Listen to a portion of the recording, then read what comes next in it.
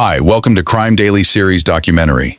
Today we are talking about the story of Cherish Periwinkle, 40 minutes at Walmart. 911, Robinson. Hi 911, I'm in Terrace City. My daughter's been taken. What do you mean? Taken by a stranger. I can't find her. I met a man today at Dollar General. He saw that I was struggling to buy them some clothes. He drove us here to buy us some clothes, and the only reason I went with him is because he said his wife was going to be here. Okay? And she was last seen with this man? Yes. He said he was going to McDonald's, and he hasn't been there, because the store is closed right now. I had a bad feeling about him. That call came in from a Jacksonville, Florida Walmart on the night of June 21st, 2013. On the other end of the line was a mother named Rain, and the daughter she was describing was 8 years old. By the next morning, that little girl would be found dead behind a church less than a mile away. This is a case that leaves a lasting impact, not because it's hard to follow, but because of how difficult the circumstances are to process. And the most troubling part isn't what happened in one Walmart on one night in June. It's everything that had to go wrong for years beforehand to make that night possible at all. This is the case of Cherish Periwinkle.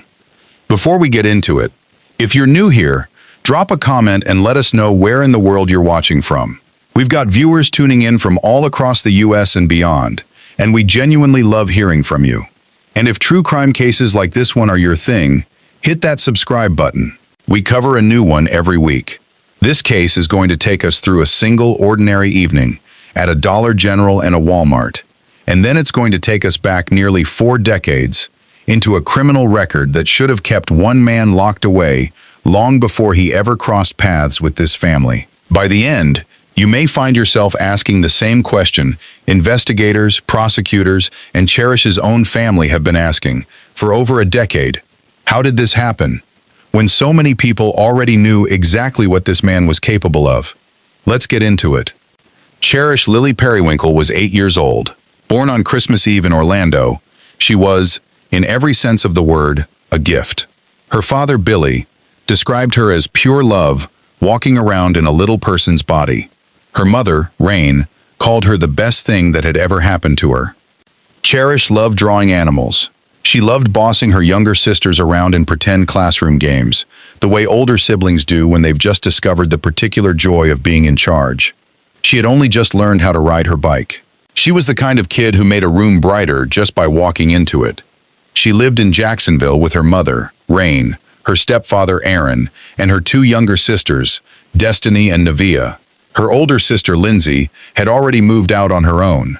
Life wasn't easy for the family. Finances were tight, and things had been stressful for a while.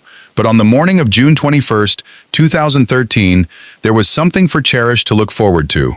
The very next day, she was flying out to California to visit her father, Billy. Rain wanted her daughter to have a new dress for the trip. So that evening, she loaded up the girls and headed to a nearby Dollar General to look for something affordable. She was already stressed before they even walked in, quietly telling a store employee she wasn't sure how she was going to cover the cost. She had no idea someone nearby was paying close attention. Rain has said in the years since that the pressure she was under that particular week wasn't unusual for their household. It was just an especially visible version of what they dealt with regularly. Money was tight enough that a new dress for a school-age trip wasn't a given. It was something to plan and worry over. Cherish, at 8 years old, wasn't oblivious to that stress. Those who knew the family described her as unusually attuned to the people around her for her age. The kind of kid who noticed when her mother was overwhelmed and tried, in small ways, to make things easier rather than harder. That combination, a mother stretched thin, and a daughter excited for a trip that mattered to her, is the ordinary, unremarkable backdrop against which the rest of this case unfolds. Cherish had talked about the California trip for weeks by that point, according to those close to the family. It wasn't just a visit, it was time with her father that she didn't get nearly often enough, given the distance between them, and she'd made sure everyone around her knew how much she was looking forward to it. That anticipation is part of what makes the timeline of this case so difficult to sit with. Every hour that passed that night wasn't just an hour a family spent searching for a missing child. It was an hour counting down against a flight that was never going to happen. As soon as Rain and her daughters stepped back outside, a man approached them. He was older, gray-haired, soft-spoken. He introduced himself as Don, and Don had an offer that seemed almost too good to be true and would prove to be exactly that. He said his wife had a $150 gift card for Walmart, and they'd love to use it on the family. He mentioned he had young kids of his own. He looked Rain in the eyes and told her she was safe. "You look like you have your hands full," he said. "I have a couple of little ones myself." Rain hesitated. Of course she did. But he seemed genuine, kind, even grandfatherly. He mentioned his wife would meet them there at Walmart. So Rain made a decision that no parent should ever have to be judged for in isolation, without understanding the full weight of what she was facing that night. 3 kids, not enough money, and a stranger who had gone out of his way to seem safe. She said yes. She and her 3 daughters climbed into his white van, and he drove them to Walmart. And she had no way of knowing how dangerous that decision would become. And it's worth pausing on that, because this case has spent over a decade being talked about in 2 very different ways. One that focuses on the choice Rain made that night, and another that focuses on the man who spent that entire encounter calculating exactly how to make that choice feel safe. Both conversations exist for a reason. Only one of them explains what actually happened next. It's also worth noting what investigators later pieced together about the specific way Don approached the family. He didn't simply offer help in passing. He built the offer around details designed to lower a struggling parent's guard as efficiently as possible. Mentioning his own children, mentioning his wife, framing the entire encounter around a gift card rather than cash, something that read as generous rather than transactional. Every element of that initial approach, examined afterward, looked less like a spontaneous act of kindness and more like a practiced method he had likely used, in some form, before. They walked into Walmart together, a man, a mother, and 3 little girls. To anyone passing by, they probably looked like a perfectly ordinary family on a late-night shopping run. That ordinary appearance is exactly what made the situation so hard to recognize in real time. For the next hour and a half, the 5 of them moved through the store. Rain and the girls picked out a few clothing items, grateful for the help. But looking back, Rain would later notice something she hadn't paid attention to in the moment at all. The only item Don placed in his own cart was a length of rope. By the time 10 p.m. rolled around, the kids were exhausted and hungry, and Don's wife, the one who was supposedly meeting them there, had never shown up. Rain was ready to wrap things up and head home. But Don wasn't done. He suggested they all grab something to eat from the McDonald's inside the store, near the front entrance. Rain was hesitant, but the kids were hungry, and it seemed harmless enough. The McDonald's was right there, inside a store full of cameras and people. Don looked over at Rain and mouthed, "I'm going to McDonald's. What do you want to eat?" Before she could even answer, Cherish came bounding over, eyes wide, asking if they could please get the food. Rain smiled at her daughter. "Cheeseburgers," she told her, and she watched Cherish skip off, following Don toward the front of the store. That was the last time Rain saw her daughter. Looking back at the surveillance footage afterward, investigators noted just how unremarkable those 90 minutes appeared in real time. Nothing about Don's body language, his tone, or his interactions with the girls read as alarming to the employees who crossed paths with the group throughout the evening. He didn't rush. He didn't seem nervous. He moved through the store at the same unhurried pace as any grandfather indulging a family he'd just met, which, investigators later concluded, was very much the point. Predatory behavior that works tends to work precisely because it doesn't look like anything at all until it's already too late to intervene. If this story is already sitting heavy with you, that's exactly the reaction it should get. Go ahead and hit that like button. It genuinely helps a case like this reach more people. Okay, back to Jacksonville. Rain, Destiny, and Nevaeh kept browsing for a few more minutes before Rain started looking around. Something felt off. Cherish and Don were nowhere in sight. She walked toward the front of the store. The McDonald's counter was dark. It had been closed for hours. She sensed, immediately, that something was very wrong. Then the announcement came over the intercom. Walmart was closing. Rain's concern turned into full panic. She grabbed her phone to call 911, but it wasn't working. So she rushed through the store, calling for help, telling employees her daughter was missing. But the store was winding down for the night. Employees were distracted, and for reasons that are still difficult to fully understand, no one immediately responded the way you'd hope. Whether people assumed Don was a relative, a grandfather maybe, or simply didn't register the urgency of what they were being told, no alarm was raised in time. It took roughly 40 minutes before a Walmart employee finally handed Rain a working phone, and she was able to reach 911. On that call, Rain described what she could remember. An older man, gray hair, a large white van with curtains covering the back windows. She couldn't recall what he'd been wearing, or a license plate number, but she gave police everything she had. She told the dispatcher, in real time, about the small warning signs she'd noticed and second-guessed throughout the evening. That Don had taken Cherish to the dressing room twice, that he'd wanted to buy her a pair of adult women's shoes, that she'd had a bad feeling she talked herself out of because she didn't want to seem overly protective in front of a man who was, on the surface, just being generous. 10 minutes after that call ended, the first officers arrived on scene. Walmart's camera system was extensive, and investigators wasted no time pulling the footage. What they found raised serious concern almost immediately. Don appeared to stay on the edges of the group throughout the evening, watching their movements, following closely. And then the footage showed the moment that sealed it. Don and Cherish walking out through the front doors together, climbing into his van, and pulling out of the parking lot. Investigators concluded that Cherish had left the store with him.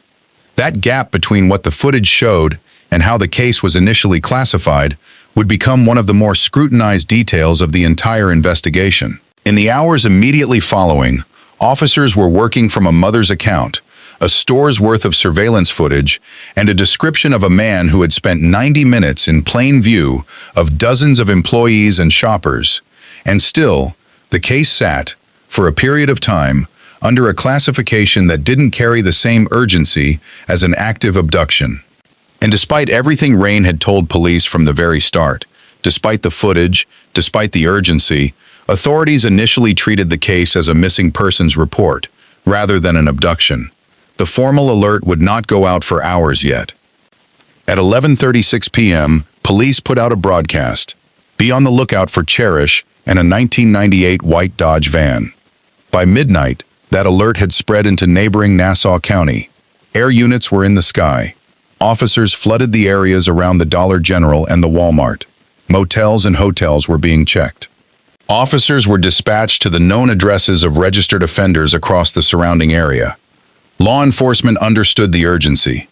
By 3:30 in the morning, they had a name: 56-year-old Donald J. Smith, a registered offender with a criminal history investigators considered serious. Homicide detectives were brought onto the case immediately because his history alone increased investigators' concern for Cherish's safety. At 4 a.m., the Florida Department of Law Enforcement finally issued the Amber Alert. Just before 7 a.m., the Child Abduction Response Team was activated, and the Offender Tracking Unit was called in. Throughout that overnight window, investigators were operating on two tracks at once, running down Donald Smith's known associates and past addresses while simultaneously pushing his description and the van's description out through every regional channel available. Local news stations began running the alert on air well before sunrise, and law enforcement leaned heavily on that coverage, betting that someone in the community would recognize the van before Donald had a chance to go far. That bet paid off. I want to pause here, because this is the part of the timeline that people who followed this case still find hard to sit with. Nearly 6 hours passed between the moment Cherish was last seen and the moment a statewide Amber Alert actually went out, despite police having surveillance footage of the abduction almost immediately. If this level of detail is landing with you the way it's landing with me, drop a comment. I read every one, and it genuinely shapes what comes next on this channel.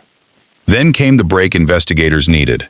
Someone watching the news recognized the van from the broadcast description and called it in.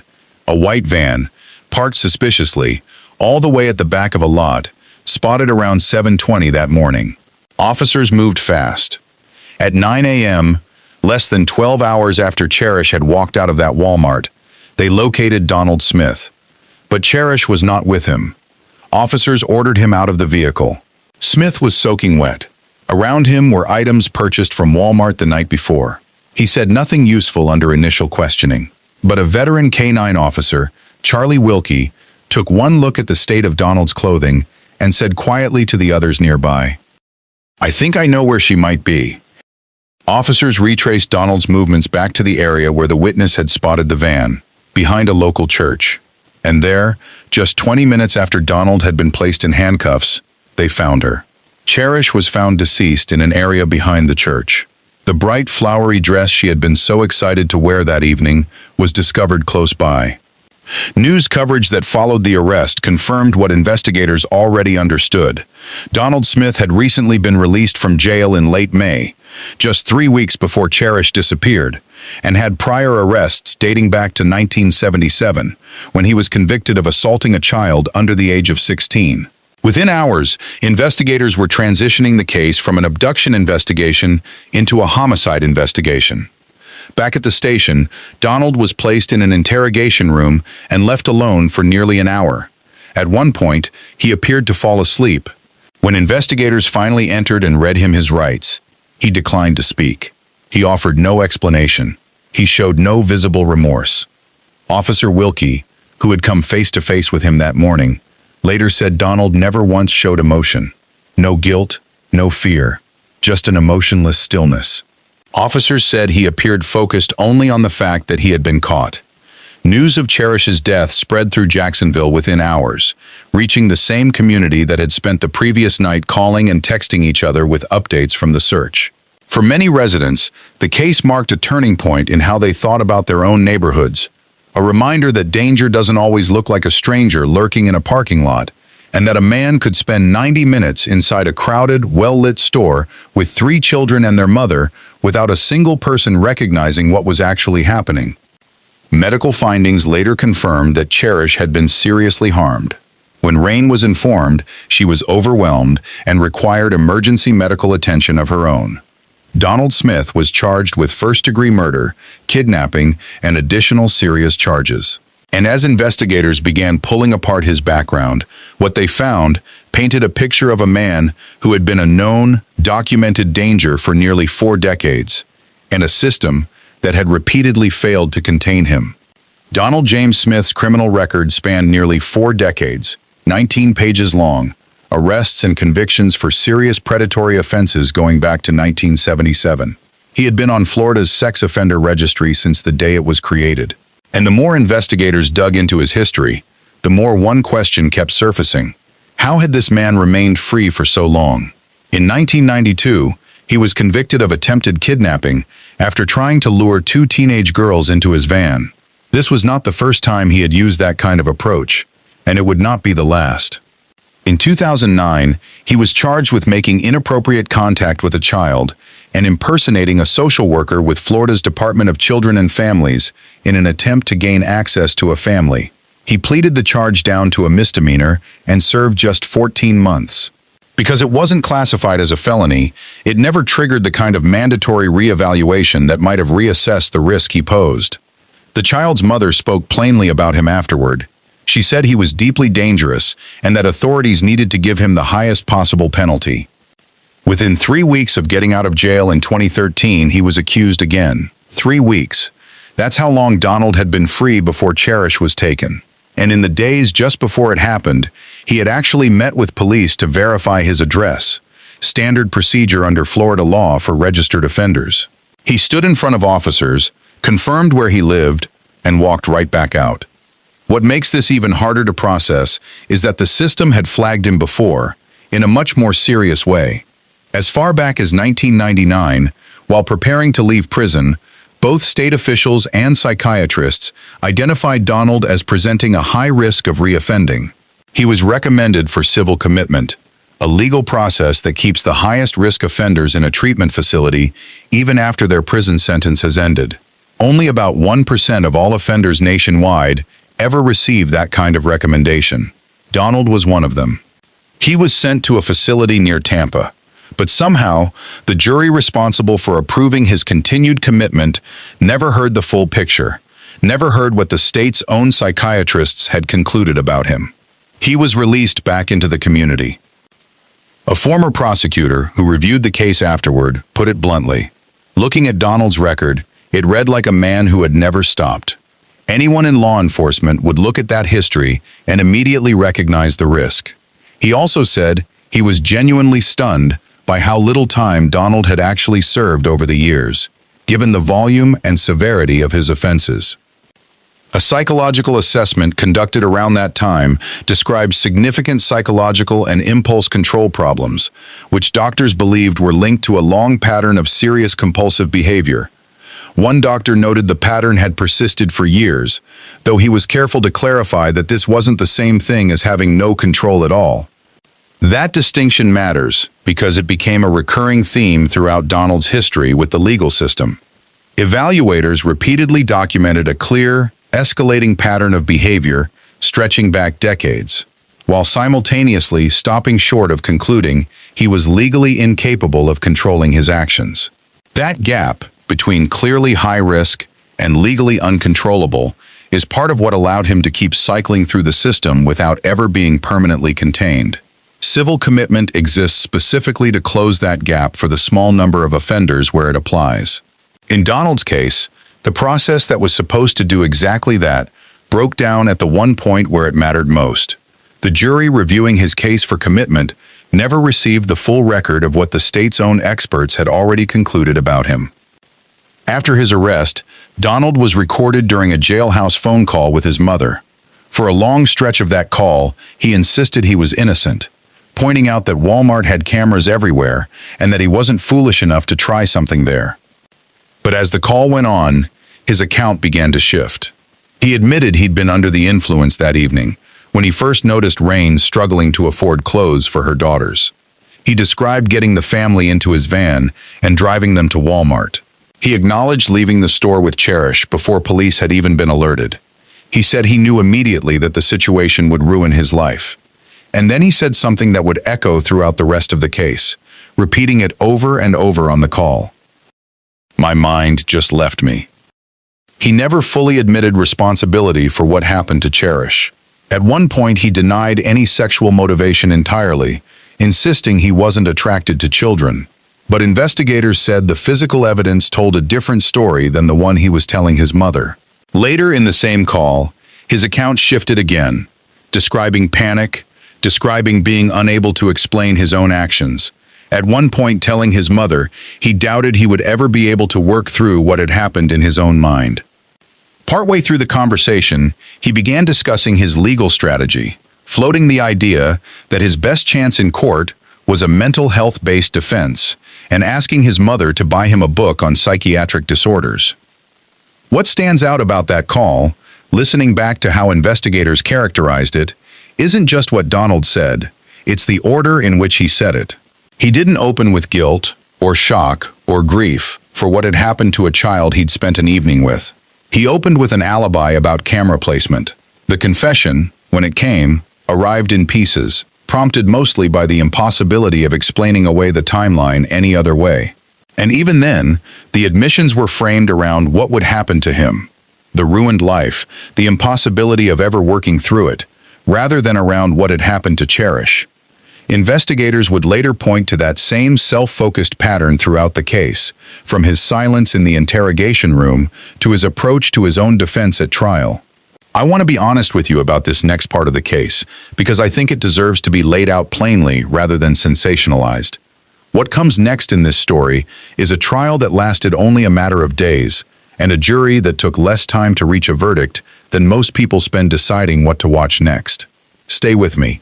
Donald pleaded not guilty. His defense team pushed for a change of venue, arguing the media coverage had made a fair trial impossible in the area. That request was denied. Complications tied to Florida's death penalty laws slowed the case for years, but in early 2018, the trial finally began. The trial was emotionally heavy from the very first moment. The prosecution opened with a statement that silenced the courtroom, describing Cherish as an 8-year-old girl who weighed 67 pounds, separated from her mother, her little sisters, and everything she knew as safe in this world, and who remained in Donald Smith's custody for the final hours of her life. Rain took the stand as the state's first witness. Donald's defense attorneys had originally planned to cross-examine her, intending to suggest that Rain's decision to accept a ride from a stranger had contributed to what happened. But after Rain finished testifying, Donald personally instructed his own attorneys to stand down. There was no cross-examination. The state called multiple witnesses, including the civilian who had tipped off police about the van, Officer Charlie Wilkie, and the medical examiner who had conducted the post-mortem exam. As she described her findings to the jury, she became overwhelmed and had to pause the proceedings to compose herself. Several jurors appeared visibly emotional throughout her testimony. Donald's defense team called no witnesses of their own. They did not deliver a closing argument, nothing. After just 19 minutes of deliberation, the jury returned a unanimous verdict, guilty on all counts. Kidnapping of a victim under 13, sexual battery upon a person less than 12 years of age, and first-degree murder, with the jury specifically finding, by special verdict, that the killing had been both premeditated and committed during the commission of a felony. During the trial, a woman named Karan took the stand and told the jury about the day Donald had attempted to abduct her, back when she was just 13 years old. She had managed to get away that day, but the experience, she said, had left a mark that never fully faded. Her testimony made clear that what happened to Cherish wasn't an isolated act. It was the continuation of a pattern authorities had documented for decades and never fully stopped. When the verdict was formally read into the record, the courtroom clerk moved through each count methodically, first-degree murder, with findings of both premeditation and felony murder, kidnapping, sexual battery upon a person less than 12 years of age. Each finding landed with its own weight, and by the time the reading concluded, there was little ambiguity left in that courtroom about what the next phase of the trial would need to address. The jury recommended death. The judge agreed, telling Donald Smith in emphatic terms that he had not only forfeited his right to live among others, but had forfeited his right to remain among society entirely. The moment that sentence was handed down, years of pent-up emotion broke through in the courtroom. For Rain and Billy, it was relief, but an incomplete and deeply painful kind of relief. No verdict, no sentence handed down by any court was ever going to bring Cherish home. Rain spoke to reporters outside the courthouse afterward. The trial itself had also revealed the extent to which Donald appeared to be managing his own case strategically, rather than emotionally. Court records later showed he had specifically wanted the legal process to stretch out as long as possible, a detail that surfaced during subsequent appeals and reinforced the picture investigators had formed of him from the very first morning.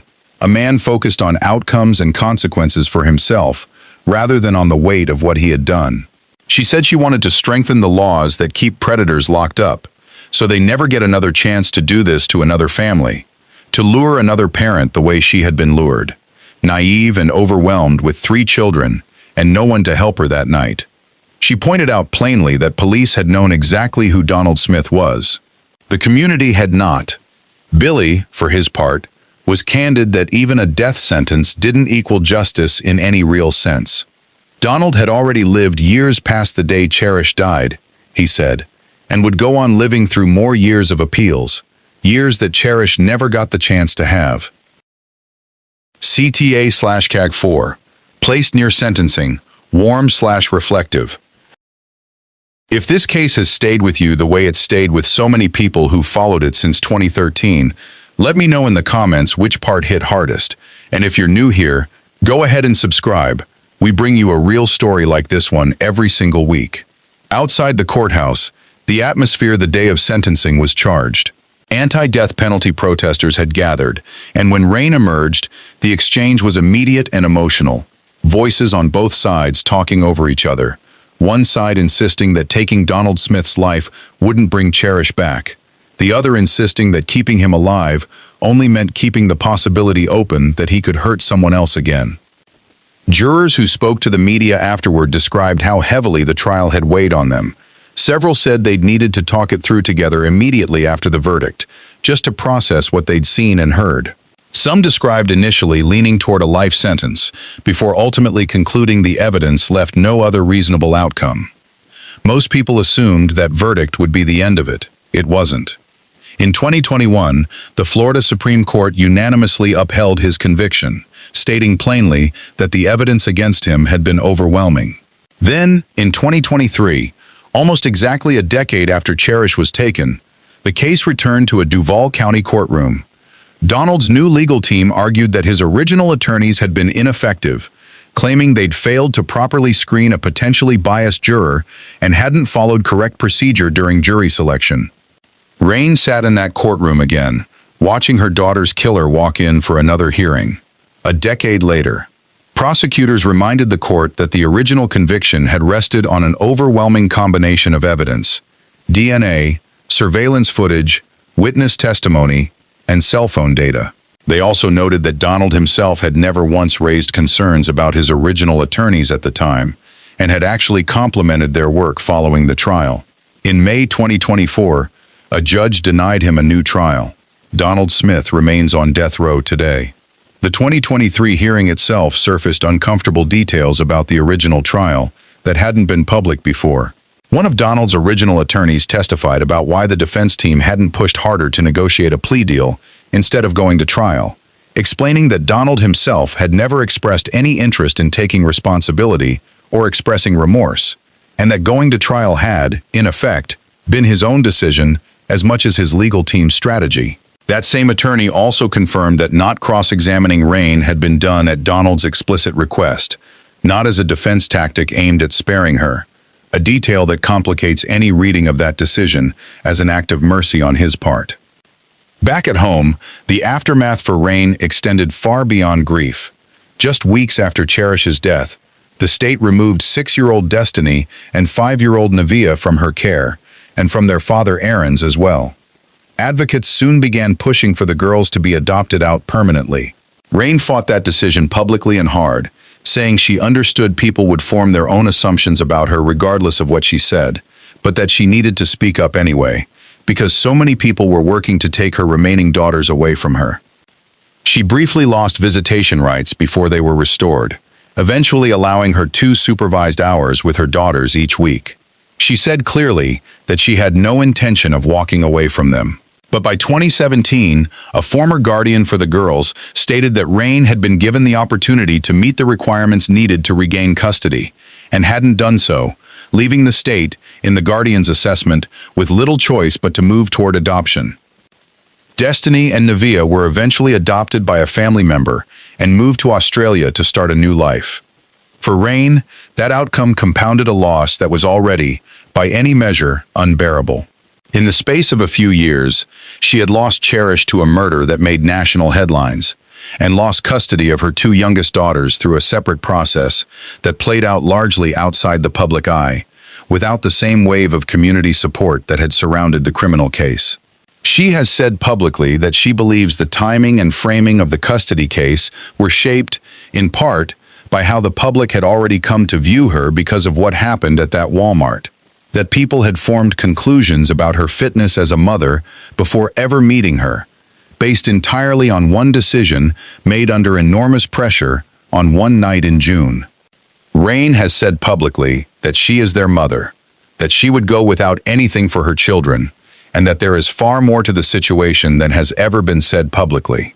She has maintained that she wasn't given a fair opportunity to prove her ability to care for the girls, and that the process left her feeling shut out at every stage.